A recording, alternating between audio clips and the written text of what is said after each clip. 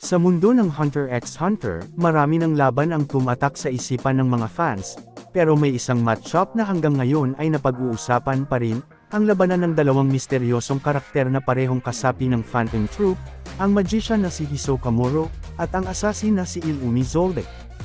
Pareho silang kakaiba, pareho silang malakas, at pareho silang may kakaibang pananaw sa buhay at kamatayan. Pero kung sakaling maglaban silang dalawa ng seryoso, walang atrasan, walang takas, sino kaya ang mananalo? Simulan natin kay Hisoka Moro. Si Hisoka ay isang magician na may kakaibang pagkahumaling sa labanan. Para sa kanya, ang pakikipaglaban ay hindi lang survival o trabaho, ito ay isang art, isang kasiyahan. Lumalaban siya hindi dahil kailangan niya, kundi dahil gusto niyang maramdaman ang thrill ng panganib. Ang kanyang Nen type ay transmutation, ibig sabihin, kaya niyang baguhin ang properties ng kanyang aura para gayahin ang ibang material. Ang pinakakilala niyang kakayahan ay ang Bungee Gum, isang aura na may katangian ng goma at pandikit. Sa madaling salita, kaya niyang eye stretch, eye dikit, at kontrolin ang aura niya na parang invisible stream. Ginagamit niya ito hindi lang sa pag-atake, kundi pati sa depensa at taktika. Sa isang laban, parang chess master si Hisoka. Bawat galaw niya may dahilan, bawat ngiti niya may nakatagong plano. Meron din siyang isa pang ability na tinatawag na texture surprise, kung saan naglalagay siya ng manipis na layer ng aura para baguhin ang hitsura ng isang surface. Ginagamit niya ito pang tago ng sugat, o para linlangan ang kalaban. Sa madaling sabi, hindi mo alam kung ano ang totoo o kung anong susunod niyang gagawin. Sa laban niya kay Castro, nakita natin kung gaano siya katalino sa paggamit ng Bungee Gum. At kahit sa laban niya kay Crollo Lucifer, kahit natalo siya roon, pinakita pa rin ni Hisoka kung gaano siya mapanganib.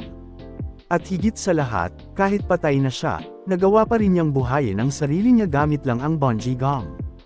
Ibig sabihin, si Hisoka ay hindi mo pwedeng baliwalain kahit sa huling sandali ng laban. Ngayon, pag-usapan naman natin si Illumi Zoldyck. Si Illumi ay panganay sa mga anak ng kilalang pamilyang Zoldyck, isang angkan ng mga profesional na mamamatay tao. Sa murang edad pa lang, sinanay na siya sa pagpatay, sa pagkontrol ng emosyon, at sa pagiging perpektong assassin.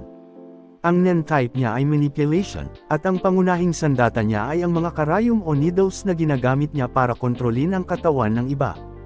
Kaya niyang manipulahin ang isang tao, buhay man o patay, para sundin ang gusto niya. Ginagamit din niya ito para baguhin ang sarili niyang anyo, kaya niyang mag-disguise ng hitsura sa pamamagitan lang ng paglalagay ng mga karayom sa ulo niya. Isa sa mga pinaka-nakakatakot na abilidad ni Illumi ay ang kakayahan niyang gumawa ng isang army ng mga taong kontrolado niya, parang mga puppet na sumusunod sa bawat utos niya. Maliban pa rito, trained siya sa hand-to-hand combat, mabilis, at may sobrang precise na reflexes. Dahil assassin siya, sanay siya sa mga sitwasyong walang ingay, mabilis pumatay, at hindi kailangang ipakita ang emosyon. Siya ang tipo ng kalaban na tititig lang sa'yo ng walang ekspresyon, pero sa loob-loob niya, planado na kung paano ka tatapusin. Kung ikukumpara natin ang kanilang fighting styles, sobrang magkaiba sila. Si Hisoka ay entertainer, mahilig sa laban na puno ng thrill, laro, at tricks. Samantalang si Illumi ay assassin, diretsahan, walang arte, walang drama, basta patay ang target. Si Hisoka ay parang apoy, gusto niya ng excitement at chaos. Si Illumi naman ay parang anino, tahimik pero nakamamatay. Sa isang harapang laban, malamang na si Hisoka ang unang magpapakita ng kakaibang diskarte, ginagamit ang Bungee Gum para kontrolin ang field. Pero si Illumi, mananatiling kalmado, pinag-aaralan ang bawat galaw ng kalaban hanggang makakita ng butas para umatake. Pagdating naman sa bilis, pareho silang mabilis, pero sa magkaibang paraan.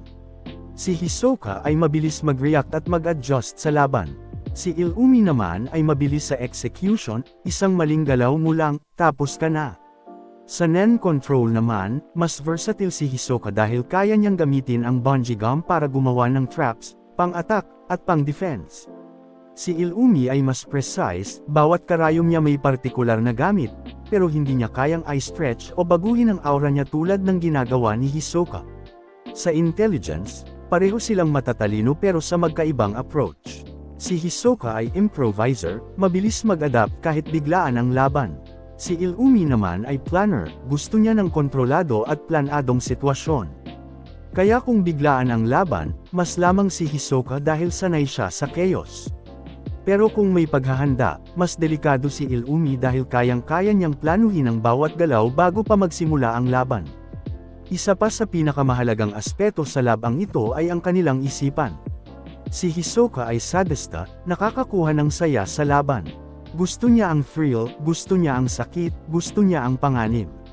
Habang si Illumi naman ay walang emosyon. Cold, calculating, at walang kahit anong pakialam sa buhay ng iba. Para sa kanya, kung kailangan kang patayin, gagawin niya yun ng walang alinlangan. Kaya ang isa ay may madness type, killer instinct, habang ang isa naman ay logic type, killer.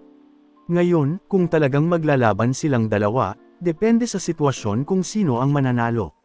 Kung harapan, walang plano, one-on-one fight lang, mas mataas ang chance ni Hisoka.